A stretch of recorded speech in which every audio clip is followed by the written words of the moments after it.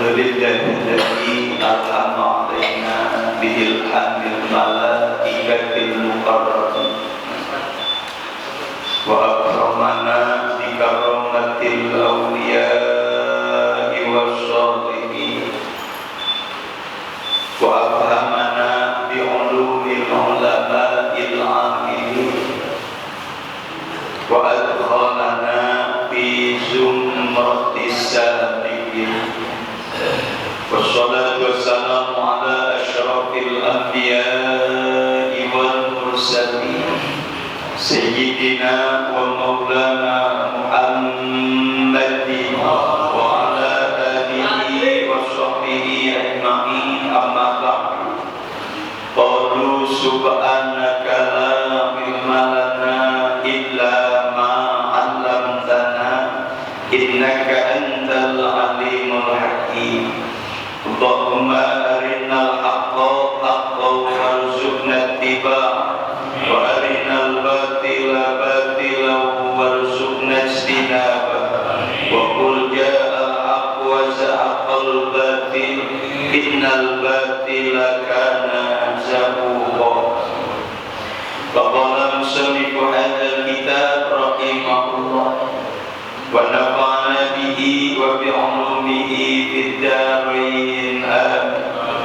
Wa bihi qala Rasulullah sallallahu alaihi wasallam, idza aradallahu bi'abdin khairan yufaqihuhu fid din wa sahadahu fid dunya wa basyarahu uyubahu.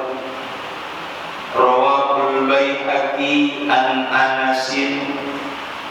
Sadaqallahul aliyyul azim wa ballagha rasuluhun nabiyyul habibul karim wa nahnu ala dzalika minasyahidin wasyakirin walhamdulillahi rabbil alamin. Hadratul mukarramin wal mukarramat, para asatidz wal asatidah, para hujjah wal hujjajah, tokoh agama, tokoh masyarakat, tokoh pemuda, para sesepuh, para bini sepuh, para orang tua, aparatur pemerintah, khusus yang saya hormati keluarga besar Pondok Pesantren Nihayatul Huda, keluarga besar Majelis Taklim Nihayatul Huda, dan juga alhamdulillah hadir dari keluarga besar Masjid Jami Al-Hidayah, keluarga besar dari Mushola Ahsanul Muhajirin, keluarga besar dari Masjid Jami Nurul Hasanah Perum Puri Cikarang Hijau, dan juga dari segenap jamaah Majelis Taklim Subuh dan Bahagia yang senantiasa dimuliakan oleh Allah Subhanahu wa Ta'ala. Pertama-tama marilah kita panjatkan puji dan syukur kehadirat Allah Subhanahu wa Ta'ala yang atas segala limpahan nikmat dan karunia-Nya, alhamdulillah, pada pagi hari ini kita masih diperkenankan oleh Allah untuk memulai dan melaksanakan aktivitas dan rutinitas kita hari ini.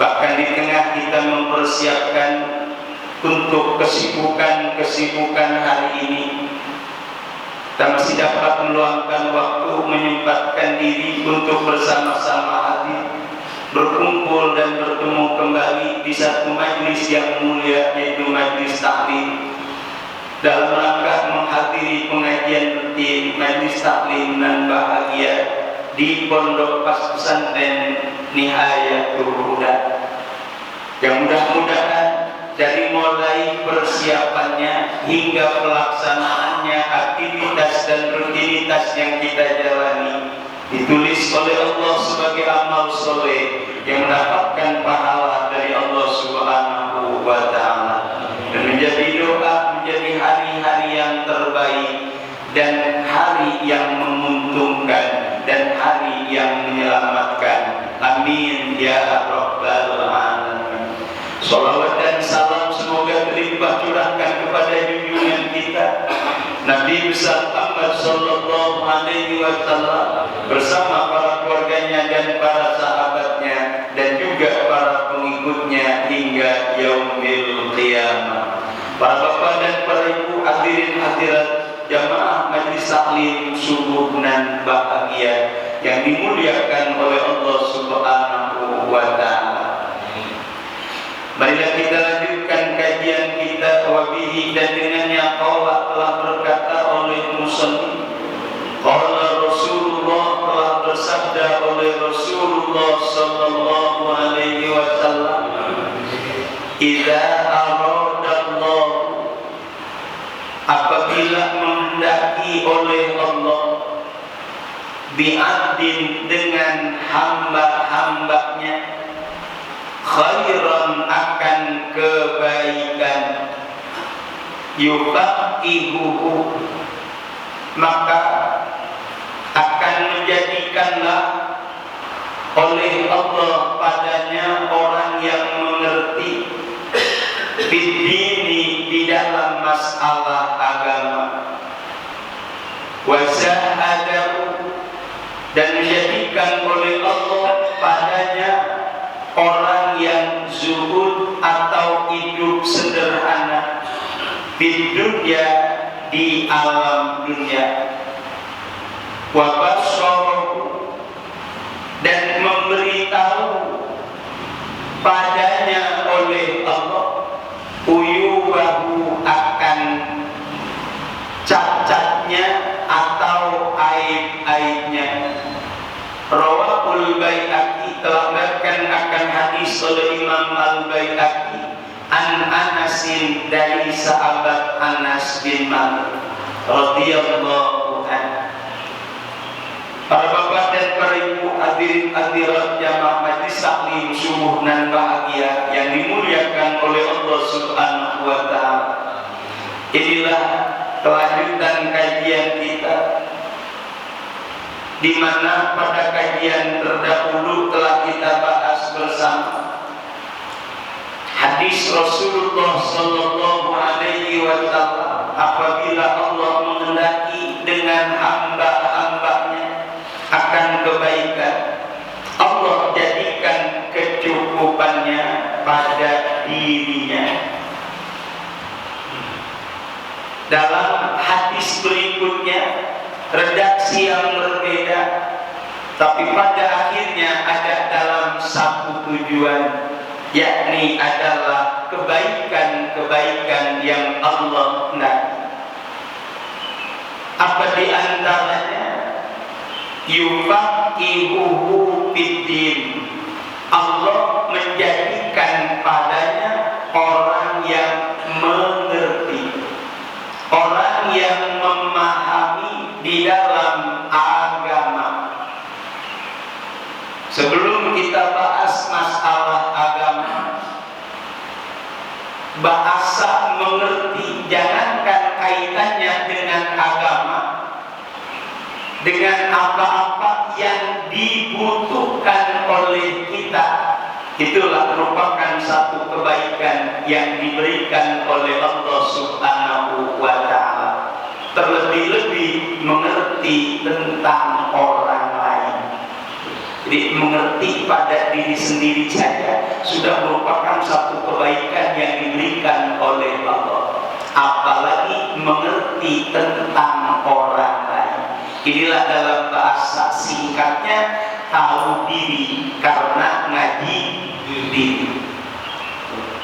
Ngaji diri susah Pak, mohon maaf. Kalau ngaji kitab sebulan bisa tamat. Walaupun kitab yang besar bagaimanapun juga, tapi ngaji diri sepanjang hidup di dunia belum tentu sesuai dengan apa yang dikehendaki oleh Allah Subhanahu wa ta'ala.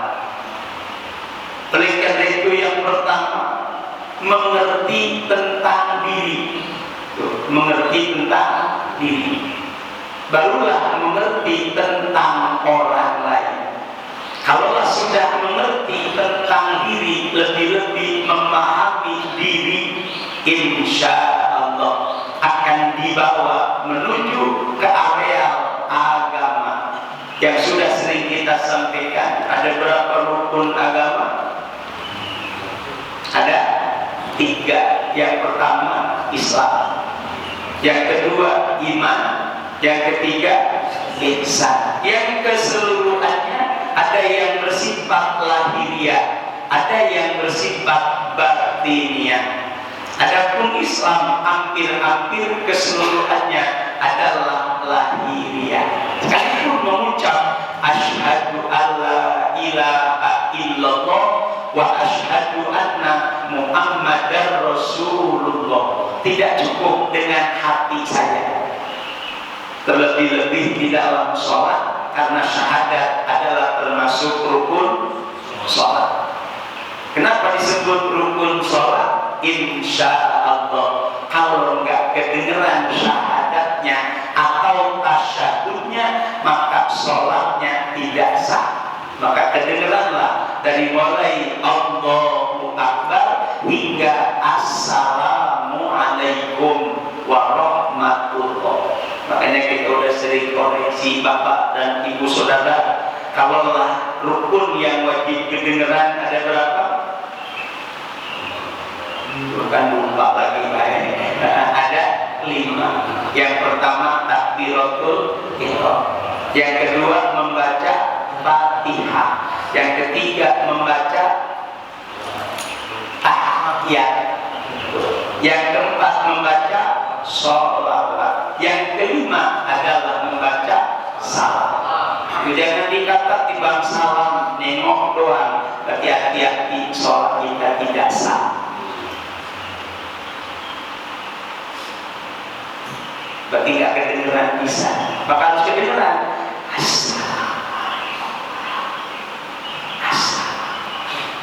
Itulah termasuk rukun yang wajib kedengaran. Kembali kepada kajian masalah diri dan masalah orang lain, penuh dengan pengertian, memahami arti diri, memahami arti diri orang lain, terlebih-lebih lingkungan yang kaitannya dengan sosial. Jadi lingkungan itu kaitannya dengan sosial, yang pasti pelik dan begitu rumit dalam perjalanannya. Tapi Allah menghendaki kebaikan kepada kita, maka Allah kasih pengertian. Inilah dulunya, inilah harusnya, bukan bahasa mentang-mentang. Kalau bahasa kita orang Cikarangnya abong-abong, nggak ada istilah. Jadi sebelum dibaca oleh orang lain, kitalah yang membaca diri. Siapa diri kita? Untuk apa diri kita? Dan bagaimana diri kita? Coba kita tanya, siapa diri kita, Pak? Manusia. Itu intinya. Kita ngomong dulu dah. Diri kita siapa? Makhluk. Kalau makhluk dikit apa banyak? Termasuk nyamuk sama kita sama. Nyamuk makhluk bukan? Karena nyamuk sama manusia sama apa beda? Sama-sama makhluk Allah. Ya kalau boleh secara kajian mendalam, ada hak yang harus dipenuhi kepada nyamuk. Maka kata Abu Bakar As-Siddiq, kalau digigit nyamuk tangkepin beliau. Kalau udah kenyang baru digiring. Kalau kita belum menggigit sudah main terpakai. Kenapa? Abu Bakar adalah diplomat dunia akhirat. Tapi Umar bin Khattab enggak, mau syariat, tepat aja udah kan itu. Sebab adalah DPD. Oh, ini bahasa akhirnya ada istilah secara hukum fikih di mana melihat binatang buas harus dibunuh. Ini bahasa akhirnya. tapi kita belum sampai ke arah situ. Gak penting matiin aja. Tapi yang jelas kembali, sekelas nyamuk itu kalau disamakan sama-sama makhluk. Tuh, berarti diri kita hanya sekedar makhluk. Lebih-lebih kalau dibandingkan dengan arasy, dibandingkan dengan langit, dibandingkan dengan matahari, gedean mana? Lebih gedean langit, gedean arasy, gedean bumi, gedean matahari. Kita mah kecil. Kalau memang kita kecil, kudu tahu diri kita mah kecil. Kita mah kecil, kita kadang-kadang siapa dulu. Tuh. Walaupun secara bahasa bentuk kecil itu terlebih-lebih dengan apa-apa yang ada dalam keagungan Allah, kemuliaan Allah, cukup dengan Allahu Akbar sudah tiada apa-apa diri kita. Coba dalam sholat kalau udah ngomong Allahu Akbar, ada firasat apa kira-kira? Sudah tidak punya rasa apa-apa, sebab yang ada cuma Allah Subhanahu wa Ta'ala. Ini termasuk orang yang sedang membawa diri atau membaca diri. Lebih-lebih bagaimana diri kita? Bagaimana diri kita? Udah bagus apa masih jelek? Kalau jelek udah diapain? Bagusin. Bagusnya seperti apa? Inilah kajian di luas. Kan gitu. Banyak idenya. Kita jangan pakai bahasa sholat. Jalan belum pas. Tuh, jalan belum pas. Coba jalan cepet apa lambat? Bagusnya. Wa ibadur rahmani yamshuna 'alal ardi hauna wa idza khatabahumul jahiluna qalu salama. Inilah termasuk orang yang sedang meniti kehidupan. Siapa? Hamba-hamba Allah yang maha penyayang, berjalan di muka bumi dengan hampa hauna. Cepet banget enggak, lambat banget enggak, semampai. Jangankan pakai bahasa jalan kaki, kendaraan pun itu yang kita jalan. Coba jangankan pakai jalan pakai motor, jalan ngebut. Apalagi bawa motor. Ini termasuk dalam aturan lalu lintas yang pada akhirnya semuanya selamat. Semuanya selamat gara-gara perjalanan kita sesuai dengan aturan agama. Allah bilang hauna, hampa, cepet banget enggak, lambat banget. Coba kalau cepet kira-kira gimana Pak? Bisa juga mencelakai diri, bisa mencelakai orang lain. Kalau lambat banget, berarti sikong. Terus sikong gimana? Bikin macet. Nah, inilah diantaranya. Jadi termasuk hal-hal yang perlu dimengerti oleh diri kita. Terlebih daripada itu, wa idza khatabahumul jahiluna qalu salama. Apabila ditegur atau dipanggil atau diseru oleh orang bodoh, apa jawabannya? Salama, penuh doa. Kalau kita ditanya nyautnya pakai apa kira-kira? Nyautnya pakai gerak mulus. Ustaz mau mana? Nah, inilah belum ada dalam diri yang terbaik. Dulunya Ustaz mau kemana? Mau ke depan. Udah gak masalah ke depan ya. Orang jawabnya ke depan. Ini satu jawaban yang tidak jelek. Bagusnya mah ya kita jujur, mau ngaji ya aja, bukannya ngaji. Tapi kan bahasa isyarat mau ke depan, gak ada orang jalan mundur. Tapi lebih kadang-kadang Ustaz maaf. Nah, inilah sekelas Ustaz maaf. Yang tadi tadinya harapan besar adalah orang-orang yang terpendidik, orang-orang yang terpelajar, yang bisa menjadi suri tauladan. Insya Allah. Ada camnya itu jauh kan? Lagi sholat ada camnya itu, cuma lagi sholat ada camnya itu. ngapain? Mungkin ada yang datang gitu ya, nah, sholatnya di rumah, bukan di masjid ya. Nah, yang di masjid sholat di rumah. Assalamualaikum, waduh, overacting, Allahu Akbar. Baru sholatnya. Ternyata orang yang datang nagih utang. Oh begitu mau tadi sama kencang lagi nungguin nagih utang, masya Allah, laksa 2 kali. Yang pertama sholatnya makruh, salamnya makruh. Apa kencengin apa suaranya, hukumnya makruh. Walaupun itu tidak membatalkan sholat, paling tidak makruh. Nagih utang bapak peluru. Berarti rugi 2 kali. Udah Yudas, gimana aja ya. Kalau memang dia bayar utang, alhamdulillah. Kalau nggak utang jangan, parah lagi lah. Pikirannya bayar itu udah macam-macam diri ya. Enggak, makanya kalau niatnya ya maaf. Jangan kan pakai bahasa-bahasa yang bersifat agama, apa bersifat dunia, bersifat agama tadi mencengin takdir, apalagi leher.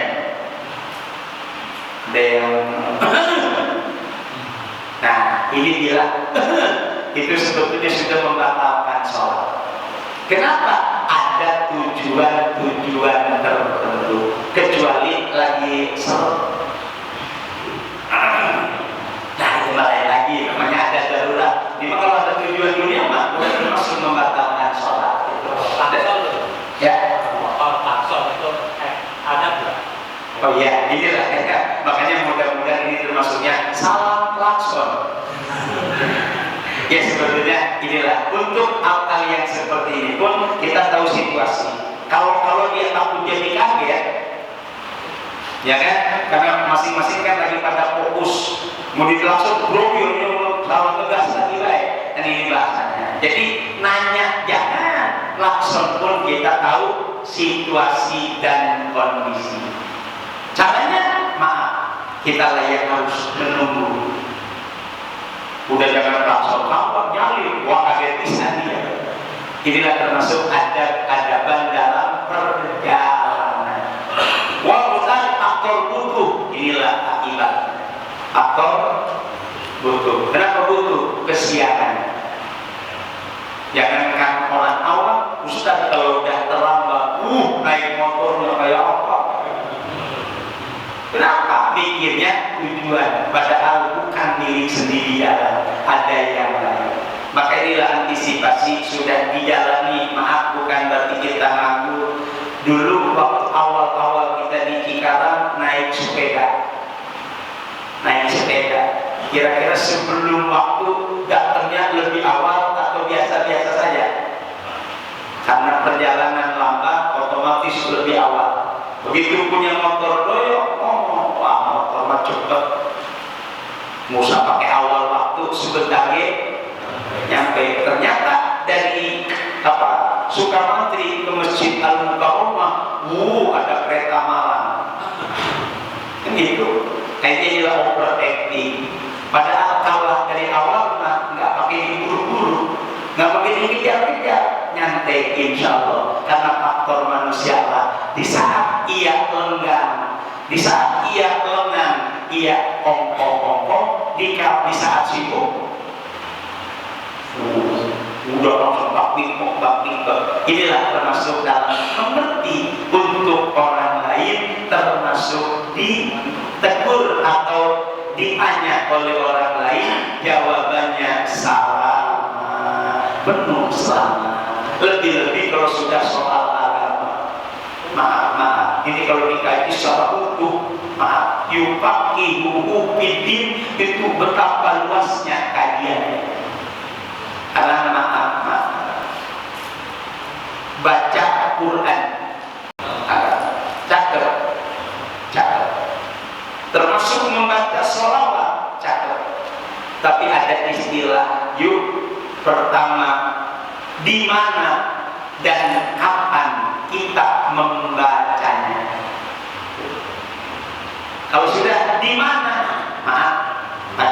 musola, majelis taklim, itu memang tempatnya. Tapi yang mentang-mentang tempatnya ada istilah kapan waktunya yang sangat-sangat bagus. Tuh, berarti ada tempatnya, ada. Nah, lebih-lebih caranya. Seperti bagaimana tadi, bacanya enak apa enggak, kan gitu. Kira-kira jam 11:30 baca Quran dengan 12 siang atau apalagi dengan 12 malam dengan bahasa yang kenceng, inilah yang mengakibatkannya orang lain mungkin terganggu, kecuali dalam posisi yang bersifat umum. Bersifat umum. Ya, sekalipun di masjid ada istilah waktu-waktu terbatas, waktu-waktu tertentu. Ada lagi waktu-waktu umum. Kapan waktu umum? Mungkin cuma ini saja adanya, bulan besok udah gak ada. Itu namanya waktu umum. Ramadan. Ramadan kan cuma sebulan, Pak. Ada kata kita, udah jangan pakai segala daya, ya cuma sebulan. Kalau yang bahasa khusus bisa ada 5 waktu. Ini pun termasuk dalam bahasa kapasitas yang tidak luas. Itulah adanya.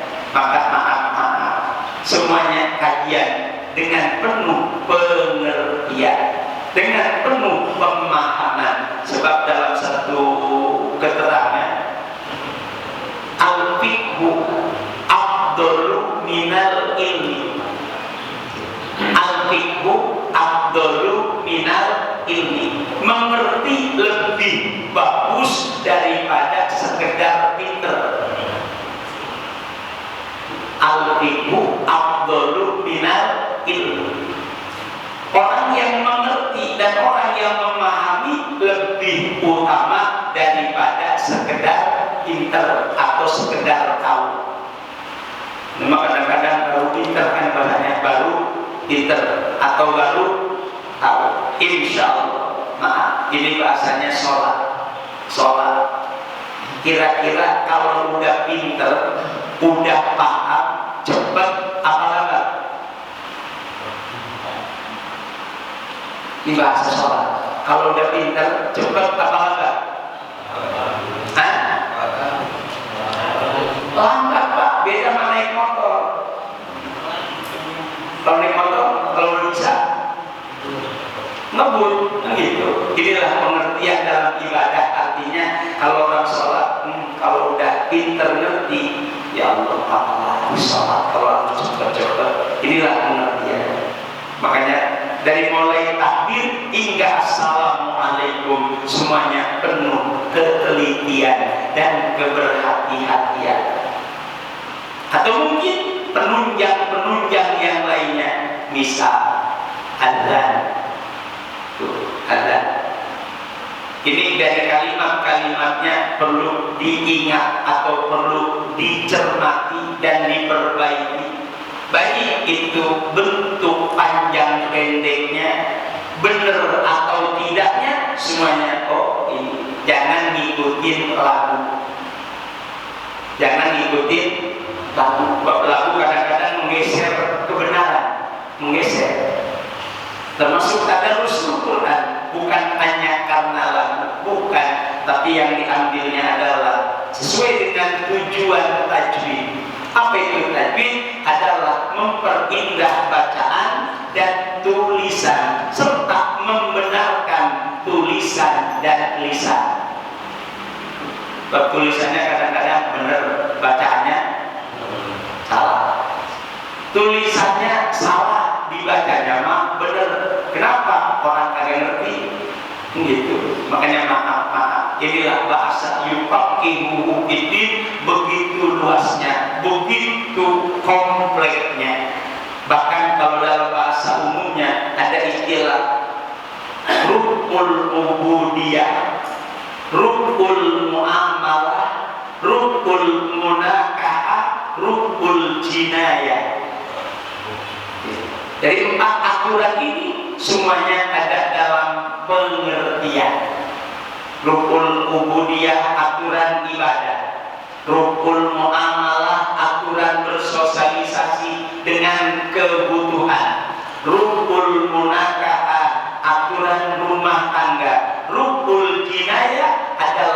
aturan perdata dan pidana.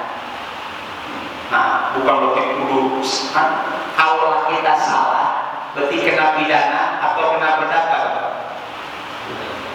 Bisa perdata, bisa pidana. Ini bukan urusan dengan kejaksaan atau pengadilan, bukan. Kita kembali ke mahkamah, sidang mahkamah yang maha agung. Jadi udah langsung. Jadi kalau kita dalam pengadilan kayaknya merepotkan manusia. Kita kembali, oh kalau saya salah nanti ini dikurangi atau ongkong aja.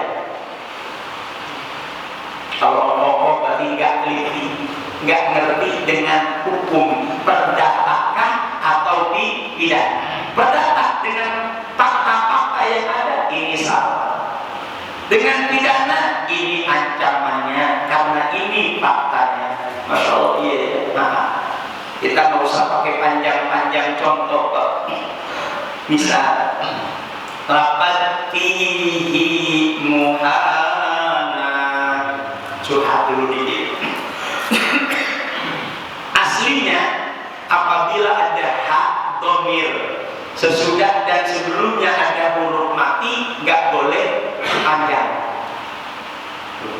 Jadi ada kata ada hak dhamir sebelum dan sesudahnya ada huruf mati, nggak boleh panjang. Lebah fihi muhana, kok dibaca hi tapi panjang, namanya apa? Inilah yang perlu dikaji lagi tadinya. Namanya mad mubalaghah. Namanya mad mubalaghah. Kenapa disebut mad mubalaghah? Arti hi-nya panjang menjadi sebuah penentuan bahwasannya orang kafir selama-lamanya ada dalam kehinaan. Makanya dalam Al-Quran surat Al-Furqan, wa yakhlud fihi mu'ana, cuma satu-satunya itu mubalaghah.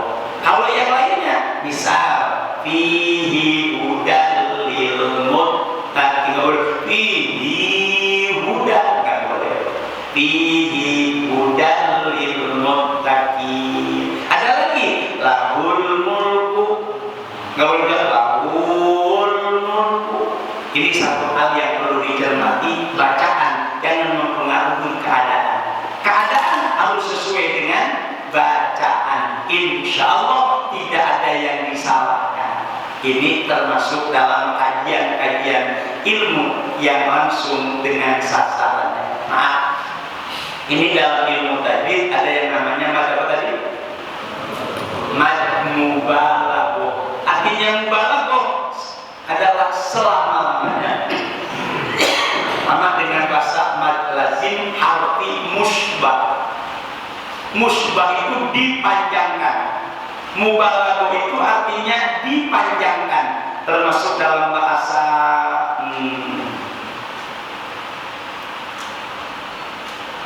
qarib ama qaribun. Qarib ama qaribun. Dua-duanya isim fa'il. Dua-duanya isim fa'il. Artinya kalau qaribun yang dekat. Kalau udah qaribun yang sangat dekat, itu namanya lil balaghah, untuk mengantarkan sesuai dengan kalimatnya. Insya Allah ini termasuk dalam bahasa ngerti yang bersifat umum bapak dan ibu saudara. Makanya ya Allah, ya Allah, ini hadis berulang-ulang. Allah menghendaki kebaikan kepada hamba-hambanya, termasuk di dalamnya mengerti tentang agama. Paling tidak 4 yang diposisikan: rukul ubudiyah, rukul muamalah, rukul munakaah, rukul jinayah. Ini keempat-empatnya adalah sumber kebahagiaan dunia dan akhirat. Kalau ibadahnya bagus, muamalah sosialisasinya bagus, munakaah rumah tangganya bagus, kemudian dalam menjalani keadaan atau kehidupan penuh dengan batasan-batasan agar kiranya tidak terkena oleh perdata dan pidana. Nah, kalau ada perdata berarti kan kita kena sanksi. Hukum pidana berarti ada istilah model curi mencuri, itu namanya hukum pidana. Kenapa? Dalam Al-Qur'annya as-sariqu was-sariqatu faqtamu aydiyahuma, maling laki-laki, maling perempuan, maka potonglah tangannya. Itu adalah pidana. Atau bisa juga perdata, karena ada fakta yang sudah membawa kita dalam area hilaf, salah dan dosa. Tapi pada akhirnya kita nggak mau salah, ya kan? Akhirnya memang nggak mau.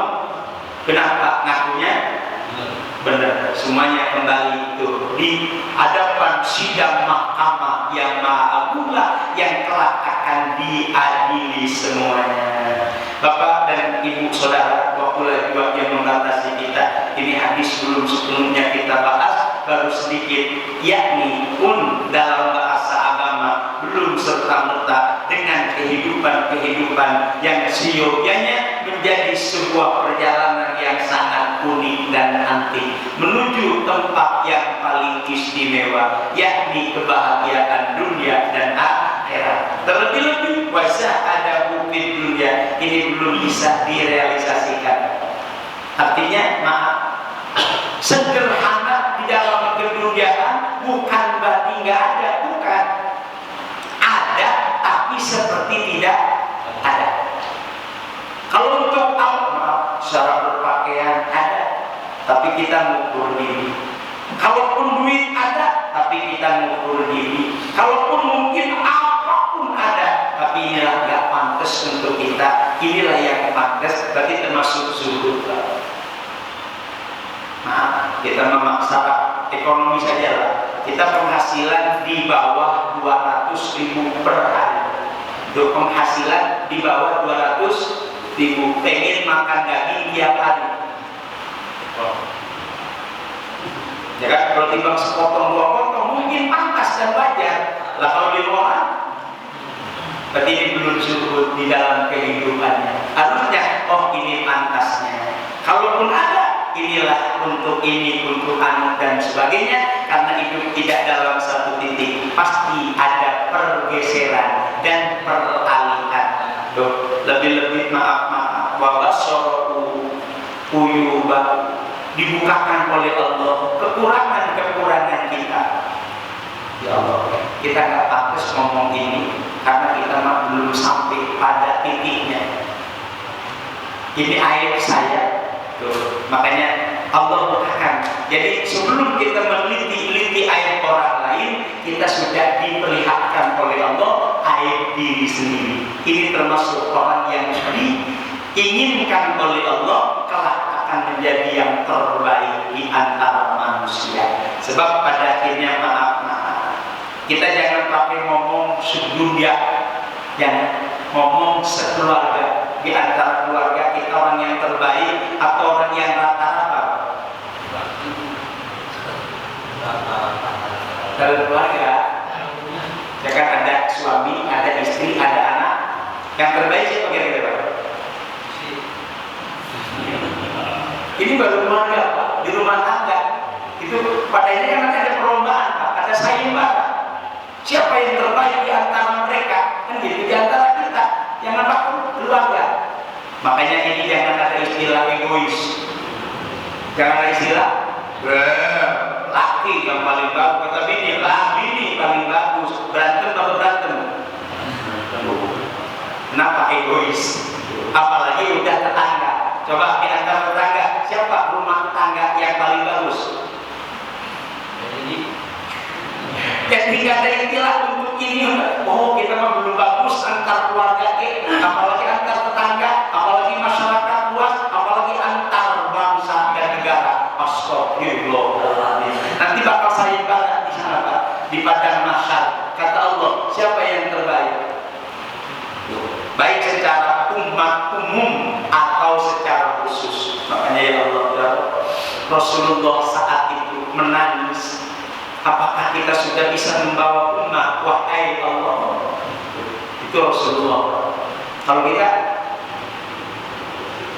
ini Rasulullah. Makanya saat-saat ada sayembara nanti, walaupun pada udah dinas, kaum Muhammad dari sekian 124 ribuan, kau terbaik dari 313 para rasul, kau terbaik dan umatku dari sekian 124 ribu nabi umat-umatnya. Tapi Nabi masih ngomong, ya Allah, apa pantas untuk menyelamatkan umatku ya Allah? Itu Nabi kita. Makanya kalau kita narik benang ke Nabi kita belum apa-apa. Ini bahasa akhirnya. Saya mbak pernah ngadain saya mbak di rumah.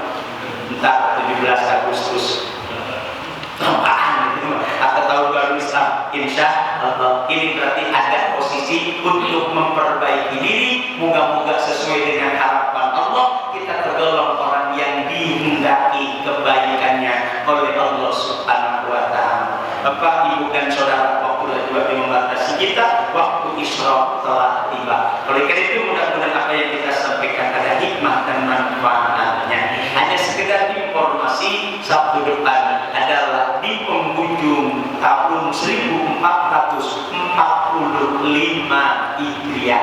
Dan malam minggunya memasuki tahun baru Islam 1446 Hijriah. Ada kiat-kiat apa Pak? Bagaimana nyampainya aja lah, kan ini perlu persiapan. Makanya mohon maaf, mudah-mudahan ada niat untuk puasa di penghujung tahun dan di awal tahun. Maaf, barang siapa yang puasa di penghujung tahun dan puasa di awal tahun bulan Qamariyah, berarti ia telah menutup 1 tahun dengan kebaikan semuanya. Amin. Dan barang siapa yang memulainya dengan puasa, berarti membuka 1 tahun ke depan dengan kebaikan semuanya. Bahkan ada dalam satu keterangan punya pahala kifarat dosa 50 tahun.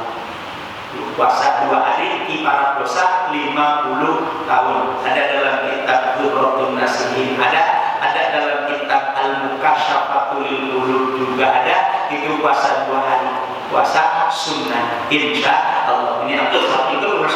Kemarin Tarwiyah Arafah Sabtu Minggu, kan Sabtu libur nggak libur.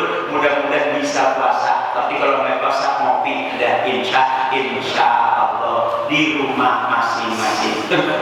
Ini bahasa awal. Tapi yang jelas inilah kajian hari ini, sekaligus mengingatkan Sabtu yang akan datang kita boleh dalam keadaan puasa. Kenapa? Akhir tahun dan awal tahun. Lebih-lebih kalau bisa mah, yuk tiap masjid, tiap musola bikin acara yang besar-besaran. Apa di antaranya? Kita dari asar udah ada seremonial ceramah agama. Nanti maghrib sampai subuh ceramah agama lagi baik. Selamat. Ini bahasa untuk lebih meriahkan tahun baru Islam. Jangan hanya memeriahkan tahun baru nasional, jutaan dibelain, tiba ngobor, bingung nyari minyak. Nah gitu, ini bahasa usil-usilannya. Oke, mungkin cari minyak bisa. Yuk yang alternatif lebih utama, doa akhir tahun dibaca menjelang maghrib. Doa akhir tahun dibaca menjelang maghrib. Jangan sekaligus ya doa akhir tahun awal tahun bahkan maghrib. Tak lewat kita.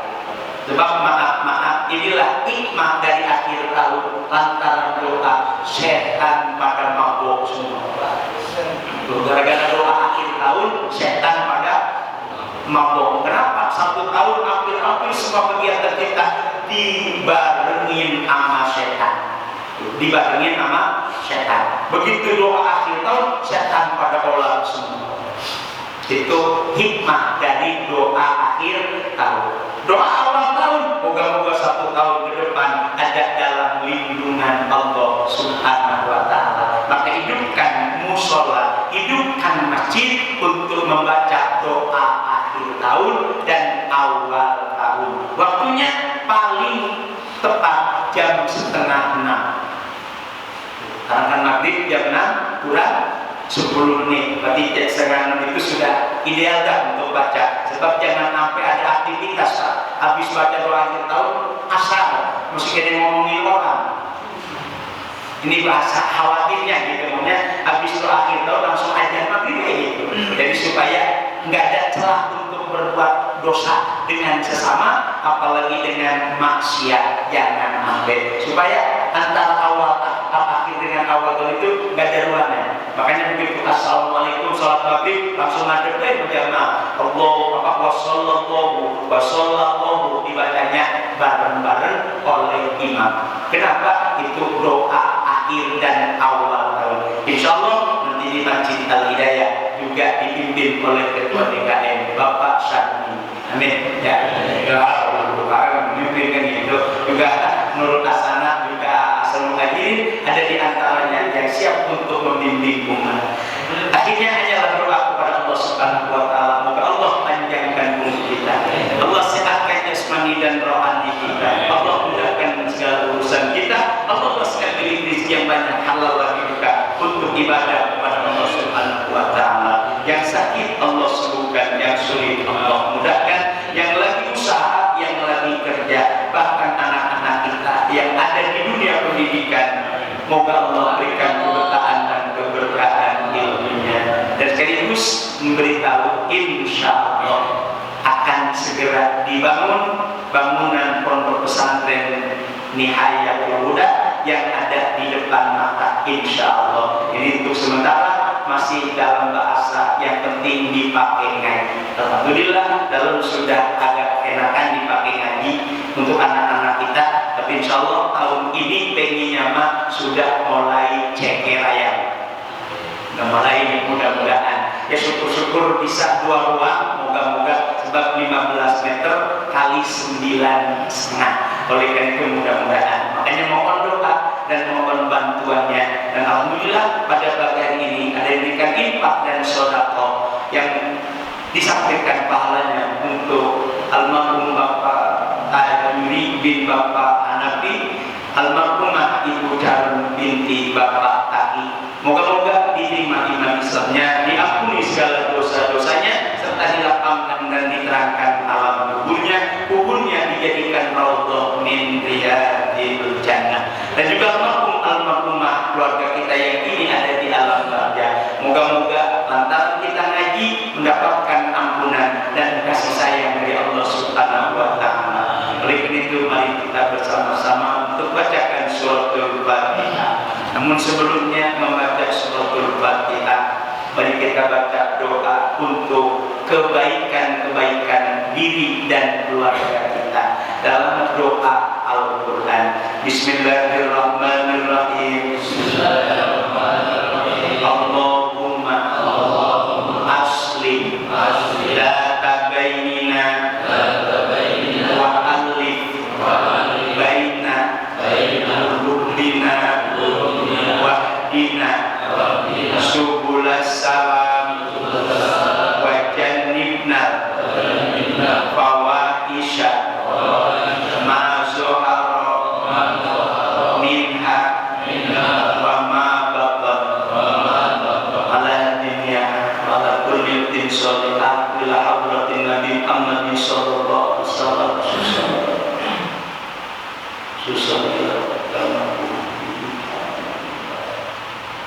Wa ila jami'il muslimina wal muslimat wal mu'minina wal mu'minat bi anna Allah karim yatawashshahum bir rahmah wal maghfirah wa yuskinuhum al-jannah bi'unillahi lahumul Fatihah. A'udzu billahi minasyaitonir rajim. Bismillahirrahmanirrahim. Alhamdulillahi rabbil alamin arrahmanir rahim maliki yaumiddin. Iyyaka na'budu wa iyyaka nasta'in ihdinas siratal mustaqim siratal ladzina an'amta 'alaihim ghairil maghdubi 'alaihim waladdallin.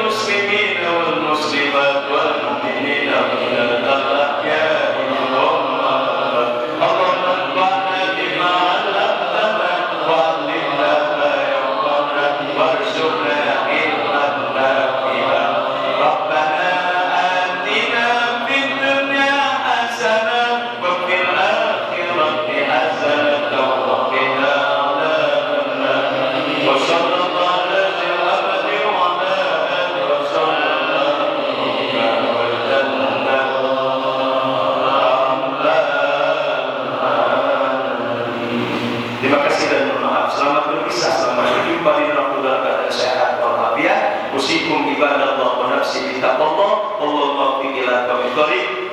Assalamualaikum.